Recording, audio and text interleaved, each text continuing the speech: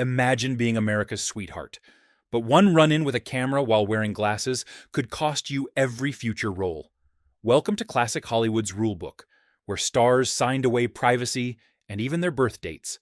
From 3-second kisses timed with a stopwatch to breath test checkpoints before dawn call times, these 101 commandments built legends and broke souls.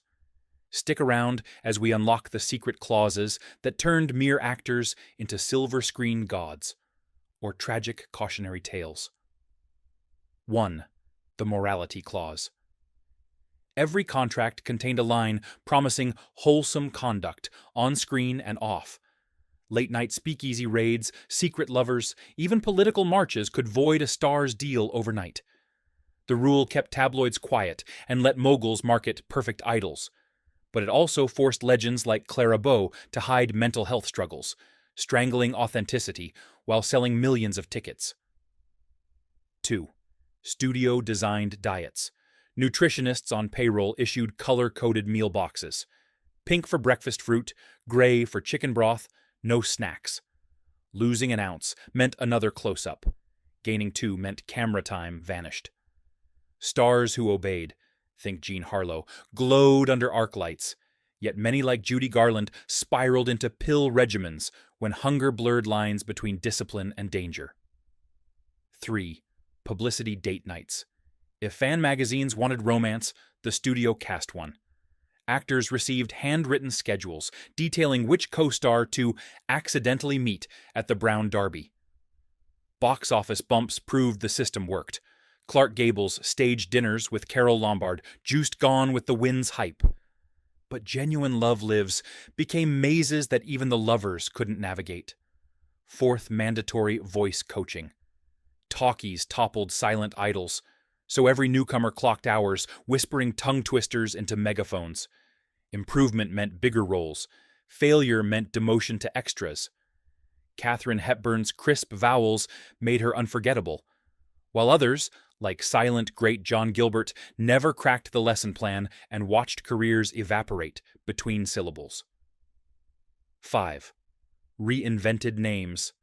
Stage names arrived on pink slips. Frances Gumm became Judy Garland. Isur Danielovich became Kirk Douglas. A catchy label stuck in moviegoers' heads and sidestepped xenophobia, boosting ticket sales. Yet, erasing roots cost stars cultural anchors. Douglas later said, learning to love his birth name felt like a second career. 6th signature camera angles. Cinematographers sketched diagrams marking a star's money side.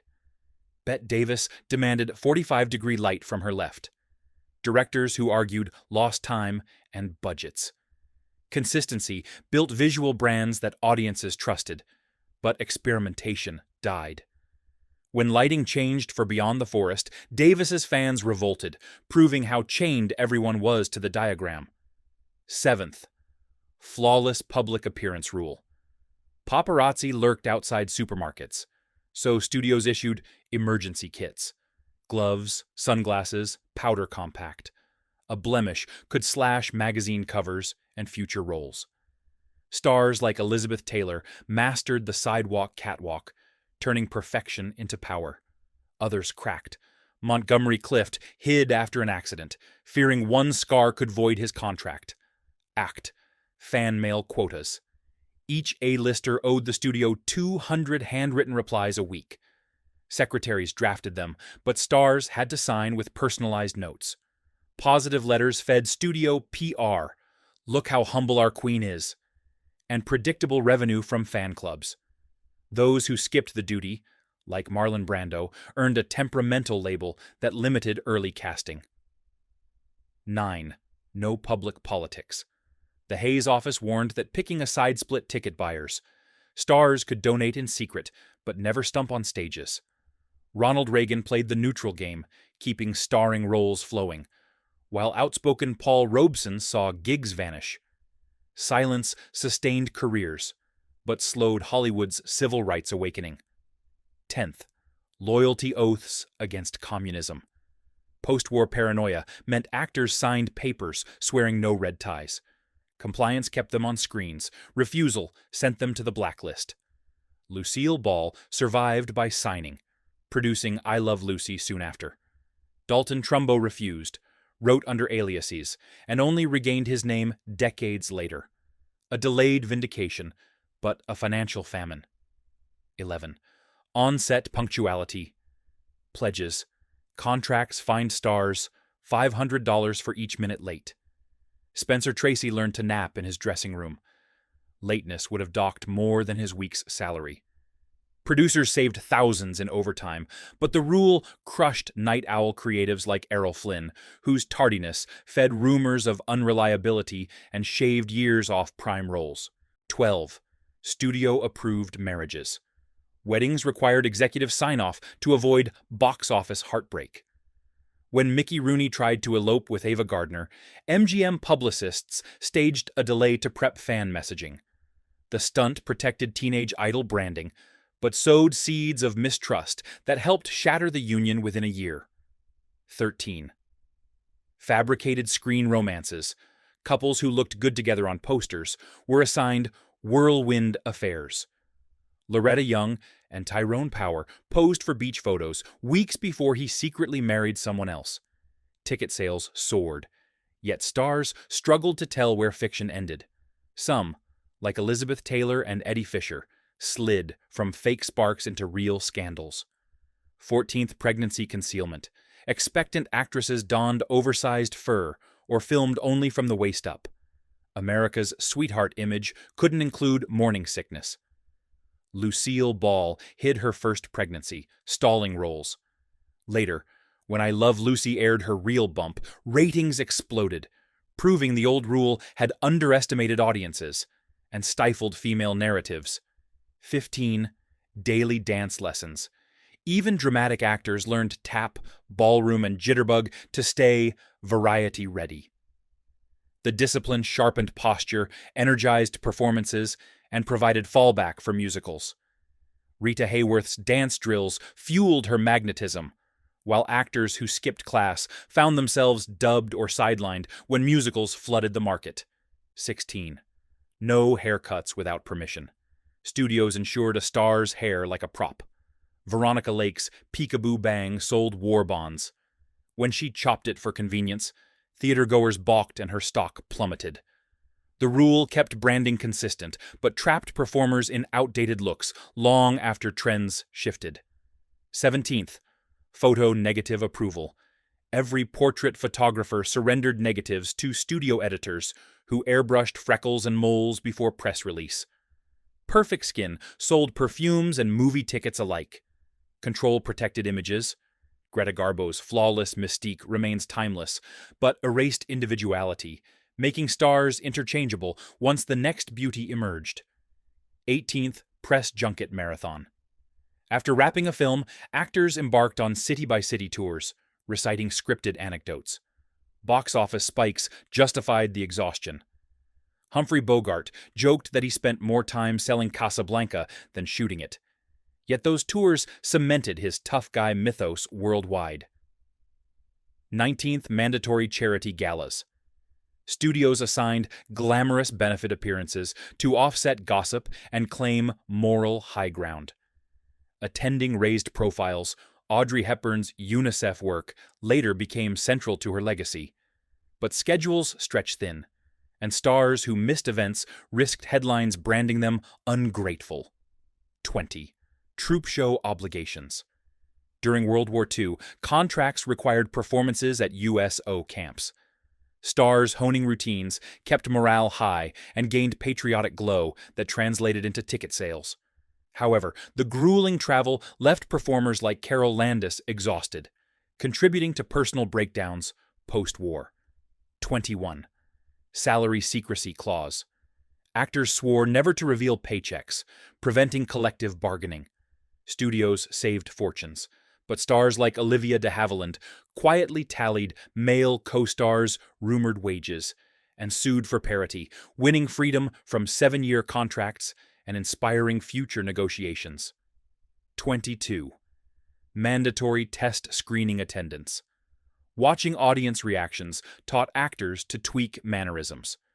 Cary Grant noted laughs per minute and refined timing, amplifying comedic appeal. Others, humiliated by visible walkouts, developed stage fright that shadowed every new project. 23rd, no public friendships with rival studios. MGM faces dining with Warner Brothers execs sparked espionage fears. The isolation fostered fierce brand loyalty. Garbo was Metro's Sphinx, but cut support networks. When contracts lapsed, many found themselves friendless in a suddenly competitive landscape. 24. Internal arbitration only. Disputes stayed in-house. Suing a studio meant career suicide. Settling quietly kept gossip columns calm, yet abusers escaped accountability. Joan Crawford leveraged the rule to renegotiate perks. But victims of harassment had nowhere to turn, baking silence into Hollywood's DNA. 25. Pre-debut makeover boot camp. Before a first screen test, actors endured weeks of orthodontics, dermatology, diction drills, and fashion fittings. Costs billed to future salaries. Success stories like Marilyn Monroe emerged camera-ready, her platinum aura engineered in that lab. Others couldn't repay the expense, sinking into debt before their faces ever hit the silver screen. 26. The 6-day work week. Contracts penciled stars onto sets Monday through Saturday, dawn to midnight. A 7th-day rest was optional press duty. Iron discipline turned newcomers like Charlton Heston into on-camera athletes who could nail a chariot scene by take 3. Yet the grind shredded family time. Bette Davis joked her children knew her only by magazine covers, and burnout often arrived before a 10th film could cement true legend status. 27. Scripted press releases. Publicists mailed pre-written personal statements for birthdays, breakups, even surgeries. Reading those lines kept headlines flattering and plot lines believable, boosting fan trust and ticket sales. But actors like Lauren Bacall chafed. Every spontaneous emotion had to be cleared by a stranger, diluting the honesty that could have deepened her post-noir reinvention. 28th. Body double permission slips. If a scene involved stunts, lingerie, or perilous water tanks, studios could swap the star for a double without warning. This saved injuries and insurance payouts, but robbed physical actors like Burt Lancaster of showcasing athletic strengths that might have landed bigger adventure roles. For shy performers, though, the switch offered privacy and longevity. 29th. No smoking on screen for women. Female stars were told cigarettes looked unladylike, risking censorship abroad. Men puffed freely. Women hid their habits off camera. The rule preserved the ingenue aura that sold romance pictures, but pressured chain smokers like Betty Grable to sneak puffs in dressing rooms, deepening addictions and shortening careers once lung issues hurt vocal range. 30. Image charters for photographers. Every still photographer signed a charter agreeing to shoot from approved angles and lighting ratios. Stars controlled imperfections. Joan Crawford's charter banned overhead fluorescence, but it also froze their look in time. When fashions shifted to natural light in the 1960s, charter-trained veterans like Crawford found it harder to adapt, accelerating their fade. 31. Accent neutralization orders. Regional twangs were radio poison in foreign markets, so voice coaches scrubbed Brooklyn grits and Texas drawls alike.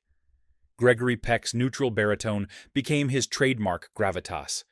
Yet the same lessons flattened Judy Holliday's quirky charm, making later roles feel interchangeable and trimming the arc of a comic genius. 32. Handler as chaperone. Teen and 20-something stars traveled with a full-time studio aunt who logged curfews and companions. Natalie Wood credited her handler for saving her from predatory agents, but the constant surveillance bred rebellion. James Dean's public street racing was partly a protest against never being alone. 33. Annual physical examinations. Studios booked stars for exhaustive medicals every January, slipping weight, blood pressure, even fertility scores into insurance files. Early detection kept Gene Kelly spry through musicals, yet results also armed executives to terminate liabilities. When health concerns appeared on Lana Turner's chart, melodrama roles evaporated overnight. 34th, sealed criminal past agreements. Anyone with a juvenile record signed to keep it secret forever. Confidentiality enabled tough guy Lee Marvin to play war heroes without scandal, but the fear of exposure prevented stars from joining social justice campaigns they cared about, missing chances to reshape their image in a more authentic, enduring way. 35th, divorce waiting period. To avoid fan heartbreak, contracts required a full year between filing and announcing a split. Gloria Swanson stayed officially married after love had died, stalling her pursuit of more daring European scripts. Others used the pause to unspool sympathetic narratives, turning private sorrow into PR triumph. 36. Fashion house exclusivity. Major actresses pledged allegiance to a single couturier. In return, they donned free gowns that dazzled premieres. Think Audrey Hepburn and Givenchy, but locking in limited versatility. When trends veered away, wardrobe freshness stalled, making some stars feel outdated before their 30th birthday. 37th, quarterly fitness insurance tests. Action leads had to clear obstacle courses for lower premiums. Kirk Douglas's fencing drills kept him camera-ready into his 50s. Meanwhile, co-stars who failed, often after injuries, watched premiums soar, encouraging studios to recast younger bodies and quietly shorten contracts. 38. Contract suspension for illness. A single sick day let studios pause paychecks while adding months to 7-year deals. Doris Day's bout of bronchitis cost her salary and extended her contract just long enough for a new musical she didn't want to make, delaying a pivot toward dramatic roles that might have redefined her legacy. 39. Military service optics rule. During World War II and Korea, stars had to register publicly, even if deferred, to project patriotism. Those who enlisted, like Jimmy Stewart, returned as heroes whose real-world valor deepened their screen gravitas. Draft-dodging whispers, however unfounded, haunted others, such as John Wayne, complicating later attempts at serious, award-bait roles. 40. No same role twice. Clause. Studios believed repeating archetypes bored audiences. Joan Fontaine was barred from second frail heroine roles after Rebecca, forcing her into thrillers that sharpened her range and Oscar appeal. Conversely, character actors who thrived on typecasting, like Peter Lorre, fought the clause, sometimes settling for smaller foreign pictures to keep their signature personas alive. 41. Buddy system for parties. To curb misconduct headlines, stars attended Hollywood galas in approved pairs. Good behavior kept insurance rates low and reputations clean. Spencer Tracy's minder often steered him from bar brawls. Yet the forced babysitting stifled spontaneity and fueled gossip when mismatched buddies looked too cozy for comfort. 42. Staged fan club visits. Studios required semi-annual drop-ins to hometown fan clubs. These pilgrimages re-anchored stars to relatable roots, boosting regional ticket sales. Gene Autry's barn dances cemented him as America's cowboy. But the time drain boxed performers into archaic personas they struggled to outgrow in more complex roles. 43. Director bonding trips.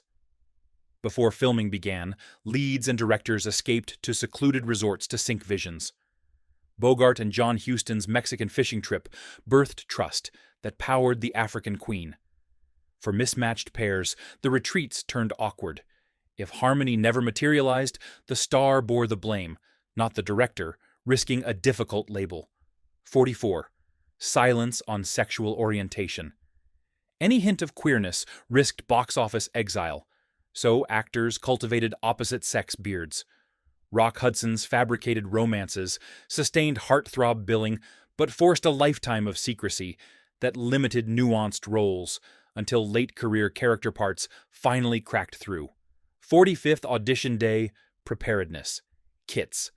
Actors carried a kit, sheet music, headshot, bathing suit, tap shoes, ready to prove versatility on the spot.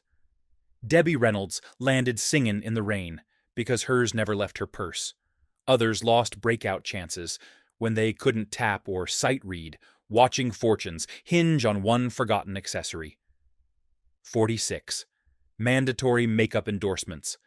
Stars signed yearly deals to plug lipsticks or cold creams. The cash padded bank accounts and widened global fan bases. Mae West's one-liners on Rouge ads became pop culture gold. Yet it also chained faces to trademark shades. Switching looks risked voiding lucrative contracts and public confusion. 47th studio-approved pets. Animal companions doubled as soft-focus press. MGM gifted Judy Garland a terrier like Toto. Photo shoots warmed hearts and headlines. However, allergic actors or travelers suffered. Elizabeth Taylor's fear of birds clashed with a parrot PR plan, causing tense negotiations that nearly scuttled her Cleopatra deal. 48th. Letters to small-town newspapers. Rural editors received exclusive interviews predicting the star's next big thing. Local buzz filled empty theater seats, prolonging mid-tier careers such as Alan Ladd's. The flip side, if hometown critics soured, negative press spread faster than major outlets could correct, toppling fragile comeback efforts. 49th Sunday Church photo ops. Publicists arranged pious snapshots as moral ballast against Saturday night scandals. Gregory Peck's respectful pew images helped him land saintly roles, but atheist stars felt hypocritical, wrestling with identities that diverged from their curated halos. 50th Legacy Planning Clause. Final contracts required naming a custodian for film clips and likeness rights. Stars who chose savvy managers, like Sinatra's heirs, saw posthumous earnings soar through re-releases and commercials. Those who ignored the clause lost control. Estates battled bootlegs while public memory blurred, proving the last rule could shape fame long after the lights went dim. 51. Weekly gossip column luncheon. Every Thursday, hand-picked stars dined with Hedda Hopper or Luella Parsons, reciting approved quips that would appear word for word in Sunday papers. A good mention guaranteed coast-to-coast buzz. A misstep sparked open warfare that could bury a premiere. Joan Crawford mastered the ritual. She fed Hopper just enough scandal to stay tantalizing, while shy actors who skipped lunch found their names replaced by hungrier rivals. 51. Emergency phone tree check-ins. Studios issued pocket cards listing 6 numbers: agent, publicist, fixer, lawyer, producer, editor. Any fender bender or bar scuffle triggered calls in order, often before police arrived. Quick response suppressed damaging photos and kept contracts intact. Errol Flynn's career survived multiple arrests thanks to lightning-fast phone trees. Newcomers without the reflex lost work before sunrise. 53. On-loan costume insurance. If a gown or tux left wardrobe for gala night, the star signed liability papers worth 10 times salary. Marilyn Monroe once ripped a Dior hem stepping from a limo. She paid off the debt with 2 extra publicity shoots. The rule taught meticulous care. Grace Kelly famously traveled with sewing kits, but accidents trapped others in bills that devoured raises. 54th. No eyeglasses in public edict. Studio heads fretted that spectacles shattered glamour. So nearsighted, icons memorized sidewalk routes. Clark Gable squinted through fan mobs, yet still oozed charisma. Deborah Kerr's migraines from squinting limited rehearsal hours, costing her coveted lead roles until contact lenses finally arrived, proving beauty sometimes blinded opportunity. 55th age shaving contracts. Birth certificates were misplaced, shaving 3 to 7 years. Rita Hayworth stayed perpetually 24, landing ingenue parts deep into her 30s. But falsified youth backfired when Mae West's real age leaked. Ageist producers dropped her, turning a comedic powerhouse into a nostalgia act overnight. 56th mandatory night school. After filming, young hopefuls filed into studio classrooms for history, diction, and etiquette until midnight. Natalie Wood's education sharpened interviews that sold Rebel without a cause, while exhaustion pushed others, like Salmoneo, into on-set naps, punished as unprofessional, dimming their teenage idol momentum. 57th Studio Barber Commandments. Men received weekly cuts following exact blueprints. Side part depth, ear taper length, pomade ratio. Cary Grant's barber kept him eternally debonair. Change would have confused posters worldwide. Montgomery Clift begged to grow rebellious locks for Wild River and faced fines so steep he paid them personally just to evolve his image. 58th Friday. Glamour Portrait Sessions. Every Friday at 3 p.m., stars posed for still photographers under blazing Klieg lights. Fresh shots fueled magazine covers that kept fan desire red hot. Elizabeth Taylor's violet eyes became legend in these sessions, while actors who dreaded cameras, Marlon Brando ducked half of his appointments, gained a difficult label that studios used to justify pay cuts. 59th, Plastic Surgery Silence Pledge. Nose jobs, chin implants, or mole removals vanished from medical files. Lana Turner's refined profile rocketed her to stardom, but secrecy fed rumors of vanity that tabloids weaponized. Those who refused alterations, Barbara Stanwyck kept her crooked tooth, proved authenticity could triumph, yet risked losing roles written for cookie-cutter beauties. 60. Rush screening. Courtesy applause. Stars had to cheer colleagues' rough cuts, no matter how messy. Genuine encouragement built camaraderie that polished performances. Bogart and Bacall fine-tuned chemistry after rushes of the big sleep. Actors who whispered criticism, legend says a young Tony Curtis laughed aloud, found themselves recast or relegated to walk-ons. 61. Handwritten, public apology rule. Any leaked scandal required a sincere letter published in Variety. Quick contrition revived careers. Ingrid Bergman's apology after her affair paved a path to Anastasia, while stubborn silence, like Fatty Arbuckle's, hardened public opinion and locked studio doors. 62. Monthly reading list reports. Producers believed well-read actors delivered deeper lines. Each month, stars submitted book summaries. Those who impressed landed prestige scripts. Gregory Peck's thoughtful notes steered him to Kill a Mockingbird. Others faked summaries, caught by trivia questions, and watched their credibility crumble along with dramatic opportunities. 63. No profanity on set. Swearing within earshot of crew carried $100 fines. Clean language upheld the family atmosphere brand and kept child extras safe. Danny Kaye used creative exclamations that became trademark humor, whereas habitual cursors like Lee Marvin essentially funded studio holiday parties and earned bad boy images that narrowed role offers. 64. Assigned shadow publicist.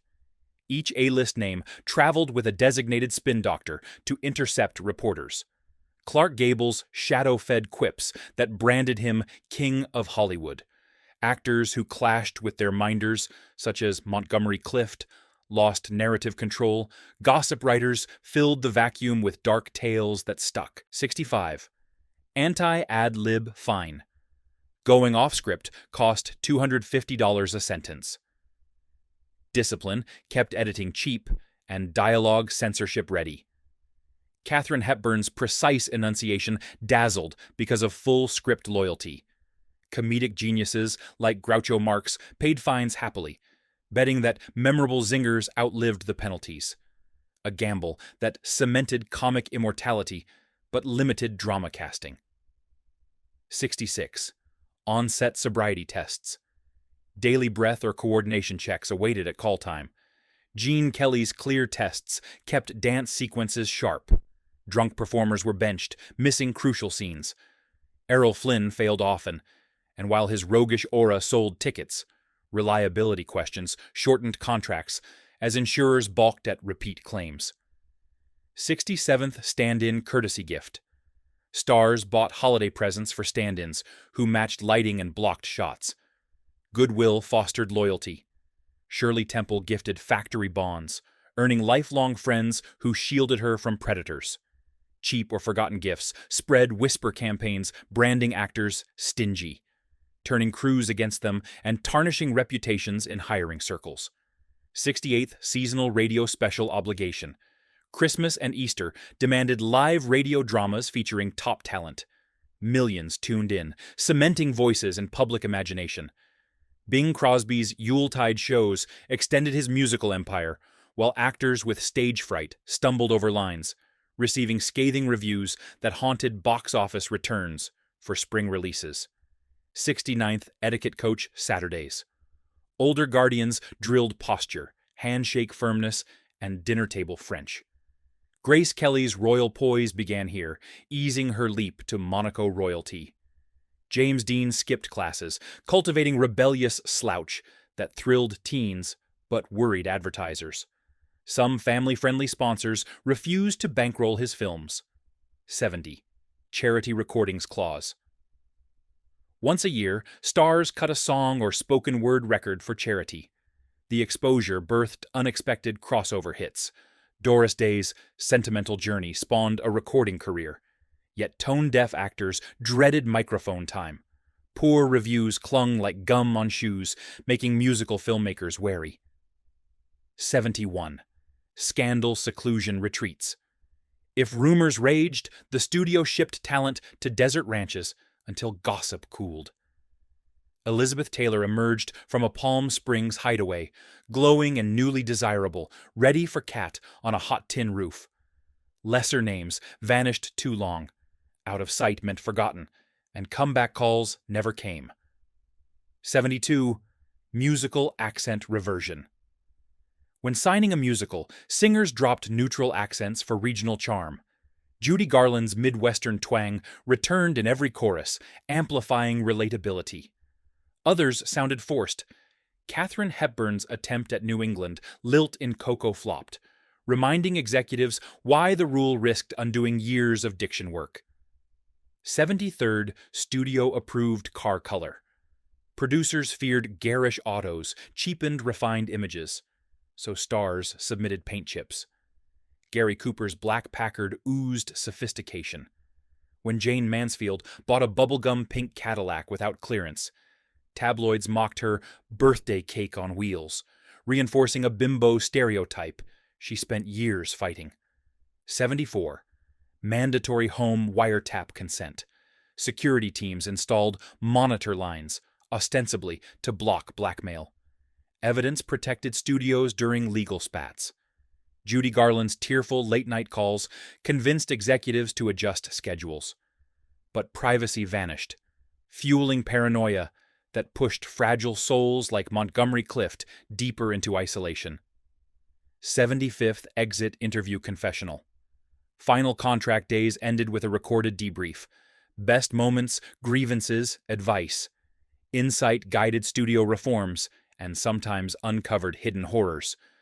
Frank Sinatra's candid tape about rigid musical clauses won future singers looser terms. Stars who vented too viciously found transcripts leaked, souring new negotiations elsewhere and dimming once bright futures.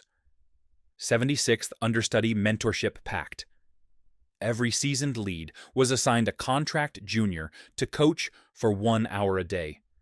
The studio believed fresh talent kept veterans sharp and grew the next box office wave. Clark Gable's tips on camera placement made newcomer Robert Stack a matinee idol. But others, like Joan Crawford, resented the time drain and skimped on lessons, earning a selfish tag that tainted press coverage during her late career bids for serious drama. 77. Personal wardrobe rental fee. If a star wore private clothing on screen, the studio charged rental at twice the garment's purchase price, recouping design costs.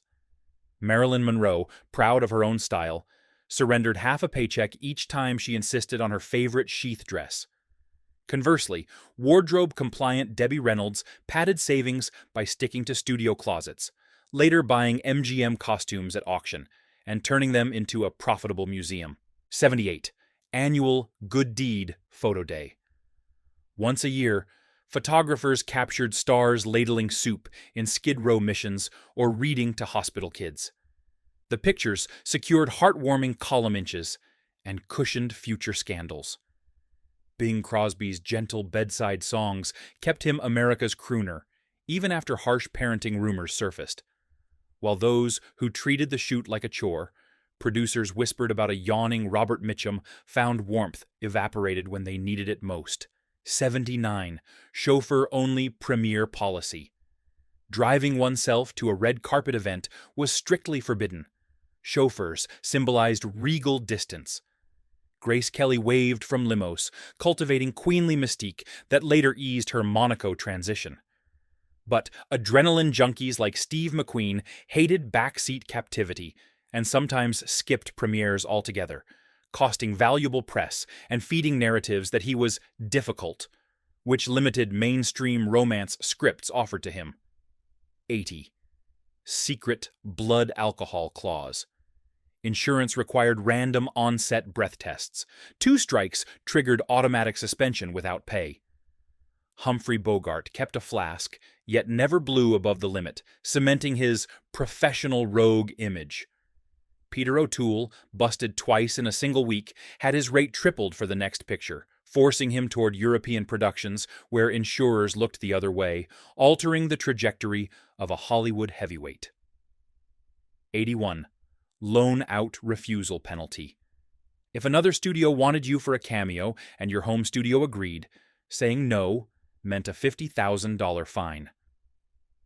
Judy Garland's health balked at a rushed loan to 20th Century Fox. She paid, adding stress that deepened her debt spiral. Fred Astaire played by the rule, accepted a small part in On the Beach, and earned unexpected critical praise that kept his aging dance career afloat. 82. Fan Magazine Diary Column. Top stars submitted a monthly personal diary to Photoplay or Modern Screen. Ghostwriters spun mundane days into dreamy vignettes, reinforcing relatability. Doris Day's syrupy entries fortified her girl next door cash cow. Marlon Brando refused to cooperate, so magazines invented scenes of him canoeing with dates. The mismatch fueled rumors and an enigmatic rebel aura that sold tickets but complicated serious award campaigning. 83. No veterinary endorsements. Because animal care ads might link stars to farm life and dilute glamour, endorsements were off limits. Elizabeth Taylor reluctantly declined a lucrative cat food deal, despite genuine affection for felines. Paul Newman accepted anyway, hiding voiceover work under a pseudonym. When uncovered, the breach briefly tanked family-friendly offers before his racing heroics repaired brand prestige. 84. Midnight curfew for singers. To protect vocal cords, crooners had to be home by 12 a.m., or face fines.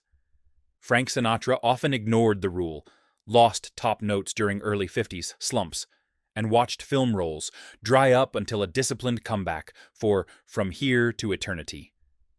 Meanwhile, Julie Andrews obeyed strictly, preserving her crystal range and securing lead after lead through the musical boom. 85th, foreign language dubbing approval. Stars reviewed and approved international dubbing voices. Gregory Peck personally selected a deep-voiced Italian counterpart, enhancing his global gravitas. Those who skipped the step, like Shirley MacLaine, discovered squeaky overseas dubbing that clashed with on-screen demeanor.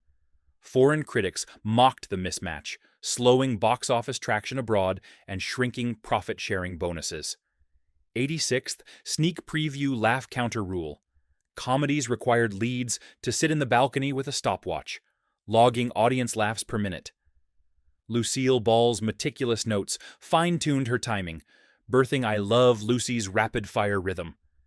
Actors embarrassed by weak counts, Jack Lemmon once recorded only 2 chuckles, pushed writers for sharper punchlines, indirectly hiking script quality across the studio's slate.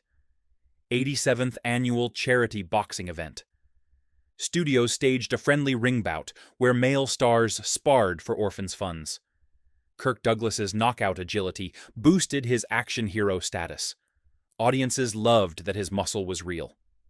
An out-of-shape Victor Mature huffed through 3 rounds, tabloids jeered, and producers quietly reduced his tough guy roles thereafter. 88. 6-month tan maintenance contract. Sun-kissed idols agreed to keep a healthy glow year-round via seaside retreats or lamps. Tyrone Power's perpetual bronze made swashbucklers sparkle.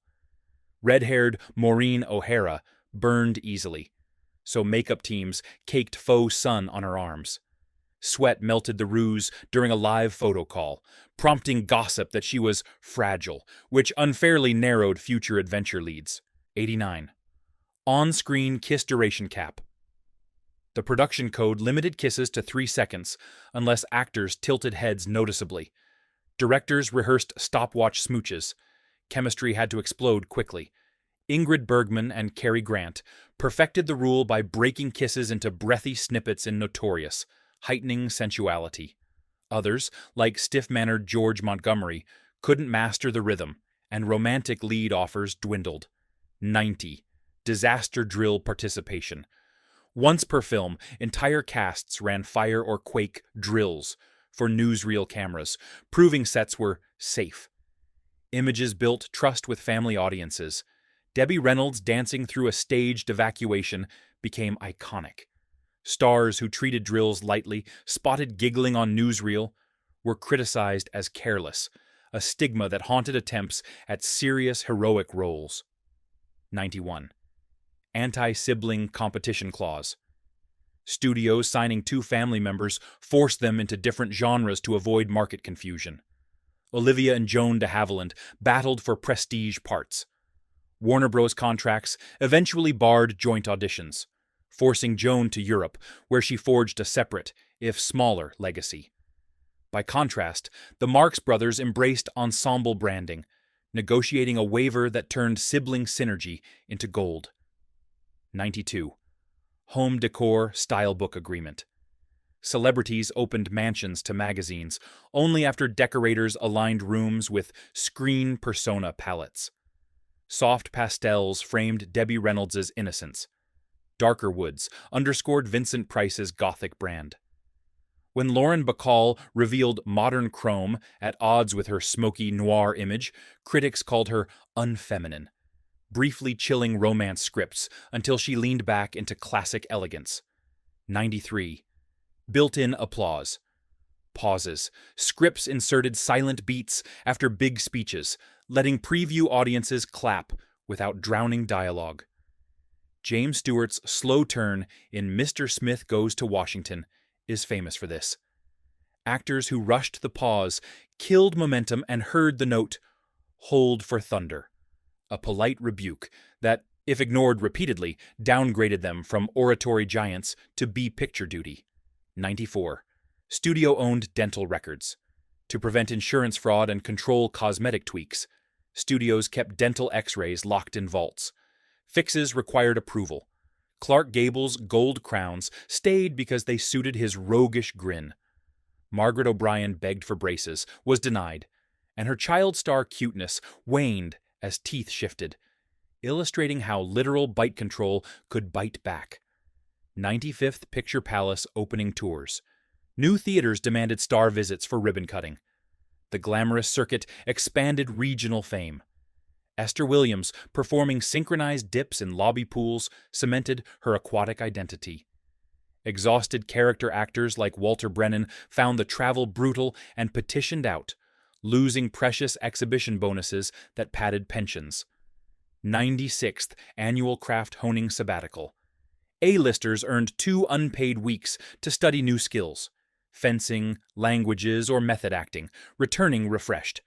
Charlton Heston's archery lessons primed him for El Cid. Those who used the break as vacation, like Robert Taylor, faced stiff competition from peers who returned with sharper tools, gradually sliding down billing. 97th. Gray cover-up mandate. At first, silver hairs meant aging out. Stylists touched roots every 3 days. Cary Grant finally rebelled, let temples silver naturally, and rebranded into sophisticated elder roles that extended stardom. Others clung to die too long. Audiences spotted jet-black wigs on aging idols, and believability dissolved. 98. 200-mile travel restriction. Without written consent, stars stayed within a 200-mile radius of Los Angeles, ensuring emergency reshoots. Katharine Hepburn's love of New England forced her to negotiate limited summer breaks. Each yes cost a script rewrite favor.